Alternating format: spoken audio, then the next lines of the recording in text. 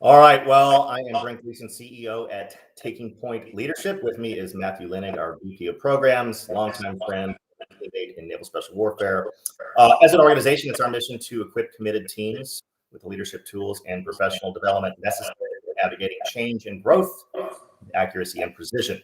So welcome, everybody. Thanks so much for joining us on our first of many YouTube Live series. We're going to be really going deep and narrow on very, very specific topics related to leadership, organizational culture, building high-performing teams, essentially topics that we all deal with in any organization of any size. So check us out.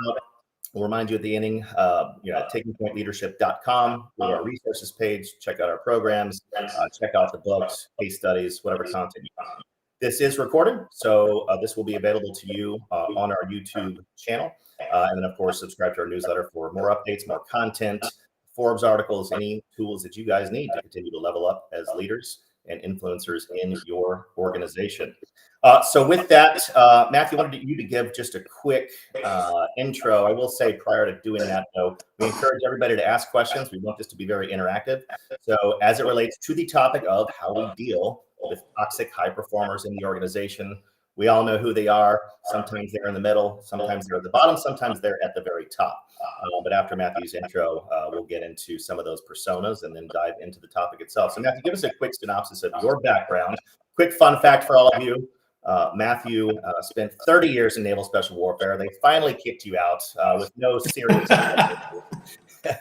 Matthew actually put my class, the last Hard Buds class, class 235, notable graduates such as David Goggins, Kate Coley, Justin Bliffen, Brent Gleason, legends, all of them. But Matthew put us through SQT, or the advanced portion of training.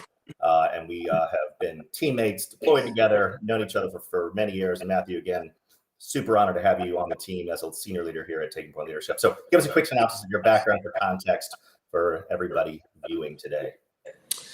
Yeah. Hey, good morning, everybody. Yeah, just like Brent said, my passion and expertise are in leadership development, organizational transformation, building high performance teams. As you said, I have 30 years experience in Naval Special Warfare. I was a frontline manager, senior executive, and a C-suite equivalent while I was in. During that time frame, I got my bachelor's degree in organizational leadership, master's degree in strategic leadership, and advanced certifications in change and project management, resiliency, Lean Six Sigma, and agile methodologies. And all of these have helped me within the organizational business space. So very excited to be here, very excited to talk about this topic. I think a lot of organizations can agree that this is probably one of the number one issues. So we're going to deep dive into this, and we hope you enjoy it. And like Brent said, please ask questions. We do want this to be very interactive, and we'll answer those questions as they pertain to the information that we're putting out. Cool. Yeah, no, and again, it doesn't matter the level of eliteness of organizations. We have toxic high performers in the SEAL teams. You have toxic high performers in great global organizations, amazing brands, small businesses. It's a normal thing. So we've kind of boiled it down to three personas to give people kind of a visual of exactly who we're looking at. People are already thinking of the actual names of the people in their companies. Maybe it's themselves right now. Maybe some of us unintentionally have been. You especially, Matthew, maybe the toxic high performer. You never know. Of course. So we got three personas here. One, and my favorite, because as it pertains to the topic, is why are these people still around? So we labeled this persona as the protected. So that means, obviously, and again, for context, when we say high performers, we're talking about people who are adding some financial benefit to the organization. Maybe they're a sales leader, maybe they're a key account manager, or they have a lot of key accounts and clients or customers that love them, yet for some reason, they're assholes to their peers and colleagues. We don't know why. Sometimes there's a lot of different reasons, but they are protected because of the results they bring to the organization. So sometimes they're in the middle, and they're protected by people at the top, and sometimes they are the people at the very top. What do you think about that one? The protected. Yeah, I think that's very interesting. I've seen that a lot. Even within our organization, you have some protected people, but we also have, the points where we do have that collective accountability that sometimes these things get brought to light. So I think, sometimes it tends to be, that when they feel that they're untouchable, there's a lot of ego involved in that. There's a lot of pride involved in that, and so sometimes, having those open and honest discussions with these persons, and letting him know that that type of behavior isn't tolerated, can help with that. Yeah, I remember, and again, they don't have to be, the problem with people who create toxicity, sometimes they don't intend to, sometimes they're, but they, they're this toxicity, not because they intend to be a jerk, but just because of just general things in their professional life, or they have a strong passion for the organization, but approach it. But at SEAL Team 5, you were in our sister platoon. And as a new guy, obviously you're looking to everyone else other than the two other new guys in the platoon. And we had sort of the E5, E6 mafia in the middle. And there's a couple individuals in there that were high performers, great frogmen, super toxic, always complaining, always pushing back, and sometimes bringing solutions, sometimes not. So it kind of brings me to persona 2, which is the anti-change agent. So oftentimes these people, the challenges they have sometimes tenure, subject matter expertise, they get the job done, and therefore they have more of a voice. And that voice is what creates and spreads that toxicity like a cancer in organizations. You've seen that before. So what are your thoughts on that one?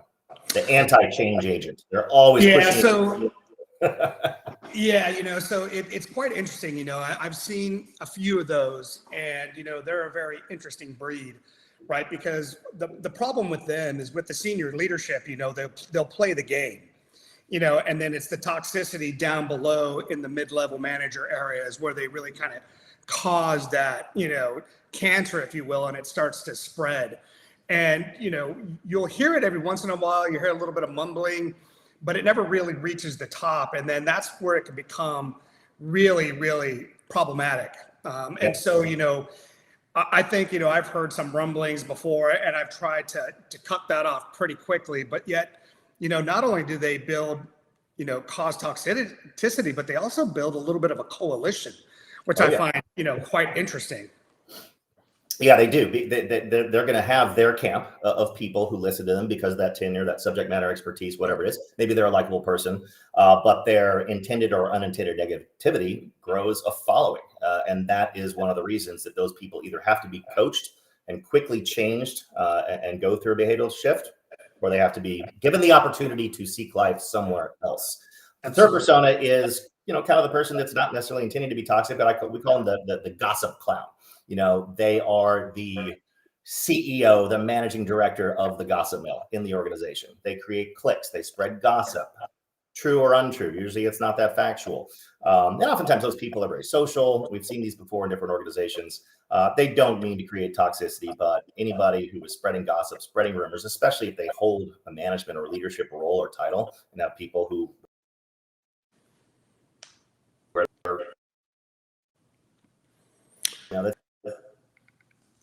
Yeah.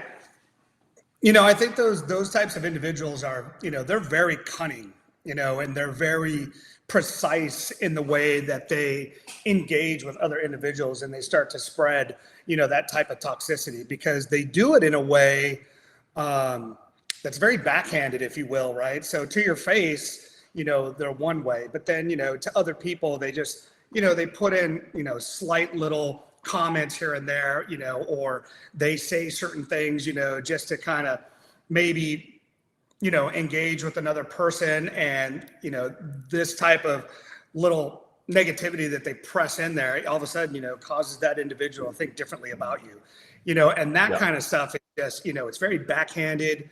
It's disingenuous, and those type of people need to be engaged. And sometimes I think you and I we find that you still have conversations with the people, and they're like, no, I don't do that. I'm very open and honest, and I have these great collaborative conversations, but yet they shut down individuals as soon as they open up their mouth and they want to bring something forward. So yeah, that can be very problematic for sure. All three of them are very problematic.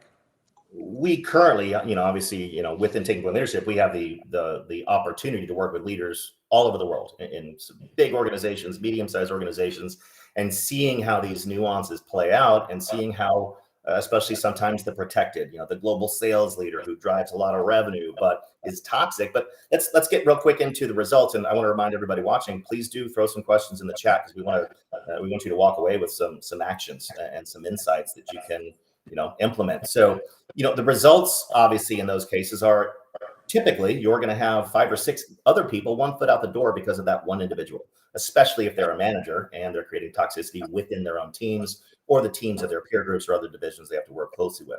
So you talk about employee disengagement, attrition, so increasing employee turnover, and then you're going to lose. When we say high performers, again, for context, these aren't actual A players. High performers live the values. They're a great, evangelizer of the culture. They're enjoyable people to be around, and they deliver results. These are not high performers. These are not A players. These people just generate results or returns or sales, whatever they are from a financial standpoint. So you have other actual high performers 1 foot out the door. This is a known fact, research based. You have sometimes customer attrition. So when you have employee engagement going down, that creates a bad customer experience. And of course, just lack of accountability and mistrust in who? Leadership. Absolutely. Because why is Matthew not doing anything about this person? Why is Brent not getting rid of this person? This has been an issue for a year or 6 months or whatever it is.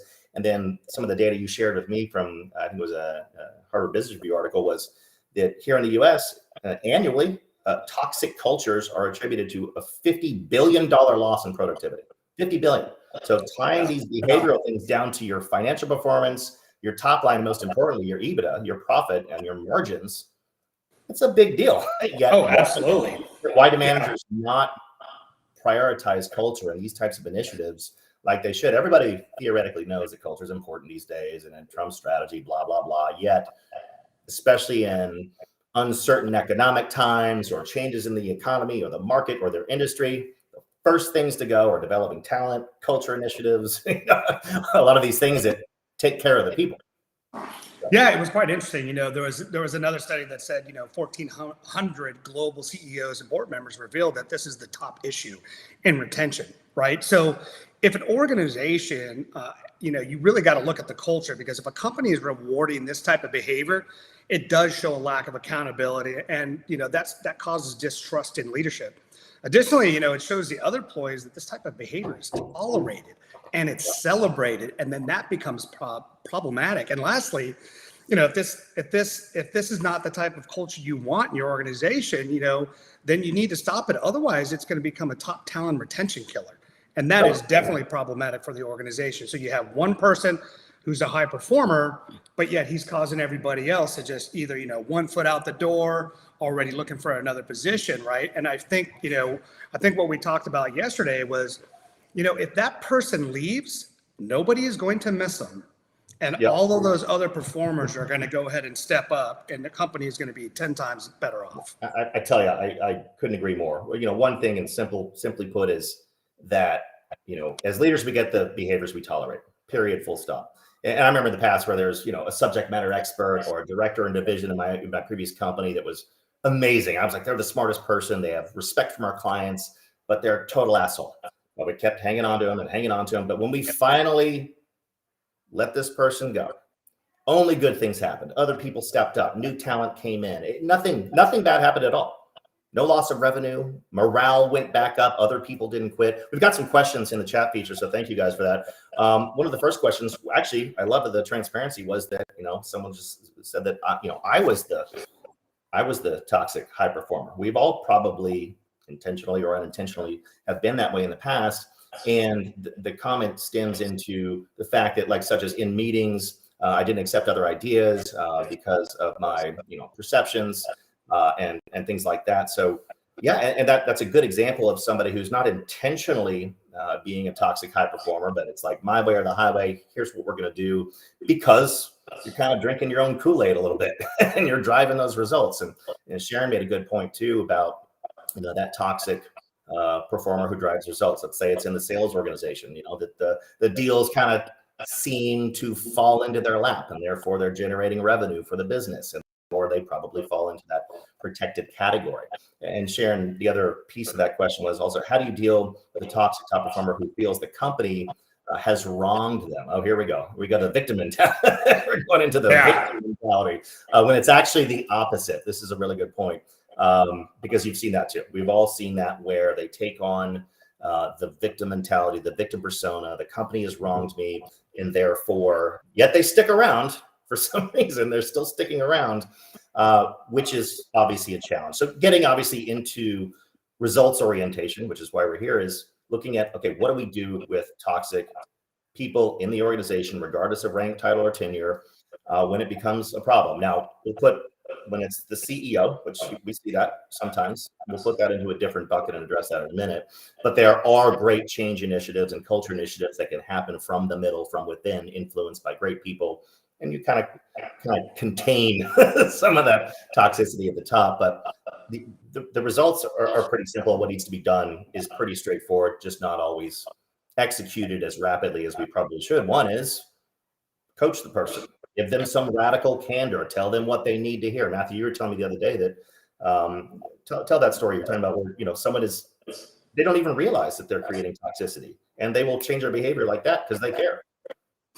Yeah, I think that's, there's two types, right? I think there's the ones that do it unintentionally, and then there's the ones that do it because they can, right? Because they already know their position, and they're like, man, they're walking around their pride, of course, they're not, there's no humility there, right? So, I had a gentleman who really didn't realize what he was doing. And, so I had to sit down with that person. I just had to have an honest and open discussion with him. And he was completely surprised. And so through that process, I let him know, I was like, hey, well, here's some of the things that, are popping up on the radar. We discussed those things. He was unaware of them. We talked about if there was anything else going on outside. There were a few things. And so we discussed that as well. We got the right people in the right place to give him a hand. I kind of put him under another gentleman who was a little bit more seasoned, in a mentorship role, and I would say probably within a month, he was where he needed to be. And he came into my office and he was like, thank you for that. He's like, I'm just happy that you told me because I didn't know, and and sometimes that's the case. Yep. And Ken, you mentioned in the chat, how to deal with that negative Nelly type of person. It's very similar to that. You coach them, obviously make them abundantly aware that their behavior is creating, kind of like our SBI model that we share in our leadership development programs. You explain with great specificity the situation, the behavior that you're noticing, the impact that behavior has on others, and then also ask them questions like, are you self-aware around this behavior? Have you heard this before? Is there a pattern you're aware of? If so, let's talk about addressing it. If not, let's bring it to light and then put some action plans in place. And then, of course, you have the challenge. This is, from Sam talking about, well, what about there aren't enough people or the right people who feel comfortable confronting the toxic high performer? And there's definitely tools. We use anonymous 360 reviews, but those typically are, integrated into a larger leadership development initiatives. So they have some type of purpose, anonymous surveys. But ultimately, you have to have somebody well-respected in the organization that's willing to lead up the chain of command. And those are typically high performers, your A players who are comfortable enough. They have a high degree of psychological safety, and they care enough about the organization and those individuals. Speaking of the fundamentals of Kim Scott's radical candor model, it's because you care deeply about your team members, even if they can be jerks. Guess what? We all act like jerks sometimes. So, but it's again, and I also, Brent, I also think, even as a mid-level manager, sometimes you have to have those hard discussions, right? Because you hear what's happening down on the ground. And if you hear what's happening down on the ground and you're not taking that up with the senior leaders, that becomes problematic. And then again, the people down on the ground, they're going to see that, and then there's a loss of trust there. So I understand, that can be difficult, and sometimes it's a little intimidating. But that's why you're in that position. And sometimes, you have to get comfortable being uncomfortable and having those hard talks and those hard decisions, at the upper levels to protect, those that need to be protected. Totally. And again, ultimately, it all comes down to the mission, to the team, to the organization. And if you have the right people on the bus, people who care about what the organization is about, its purpose, people will step up and they won't tolerate that type of behavior. If it lasts too long, you've got to get rid of those people because it shows that you care about the culture, the values are authentic and meaningful. And again, like April, employment went through the roof despite the current economic climate. There's great talent out there. Go find it, or level up, invest in developing your team members who can fill those roles. Ultimately, because the toxic people are actually costing you money. If you really did an analysis of their behavior, they're costing you money. So we are at the end of 20 minutes. Any final thoughts, Matthew, before we wrap up here? Yeah, just for me, it's one of those things where, if the person continues this type of behavior, that person needs to go. I mean, because then what that does is it shows all the other employees that this type of behavior does not align with an organization's mission, vision, or values. And that is super important, because if you continue to let this type of behavior happen, then it's going to cause you a lot of money in the long run.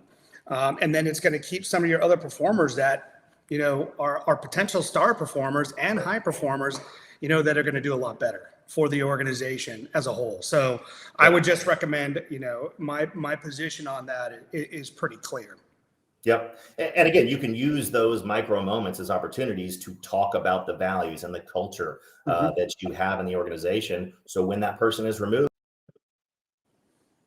gather the team, say, hey guys, so-and-so was removed from the organization. Here's why. Here are the behaviors we won't tolerate. You're doing it to protect you, protect the organization, because we have values that actually matter. So guys, thank you so much. If we didn't get to your questions, you know where to find us. Go to our website, takingpointleadership.com. Check out our resources, books, Forbes articles. Again, this YouTube live will be on our YouTube page as well, along with many others. So stay tuned, sign up for our newsletter. And with that, we hope you guys have an awesome Frogman Friday, great weekend. And here are some links in the chat to the website, to our Forbes column.